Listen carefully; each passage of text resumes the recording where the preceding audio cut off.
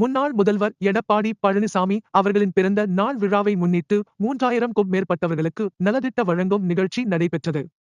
சென்னை பள்ளிக்கரணை பகுதியில் அதிமுக சார்பில் எதிர்க்கட்சித் தலைவர், முன்னாள் முதலமைச்சர் எடப்பாடி பழனிசாமி அவர்களின் பிறந்த நாளை முன்னிட்டு 3000க்கும் மேற்பட்டவர்களுக்கு நலத்திட்ட உதவிகள் வழங்கும் விழா வெகு சிறப்பாக பள்ளிக்கரையில் உள்ள ஒரு தனியார் மண்டபத்தில் நடைபெற்றது.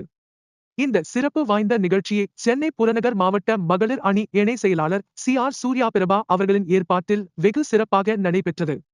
இந்நிகழ்ச்சியை துவக்கி வைத்து நலத்திட்ட உதவிகளாக தையல் மிஷின் மாற்றுத்திறனாளிகளுக்கான 3 சக்கர வண்டிகள் மற்றும் பிளாஸ்டிக் கப்பு போன்றவை மாவட்ட கழக செயலாளர் சோழிங்கநல்லூர் முன்னாள் சட்டமன்ற உறுப்பினர் KPU கந்தன் கலந்து கொண்டு வழங்கினார்.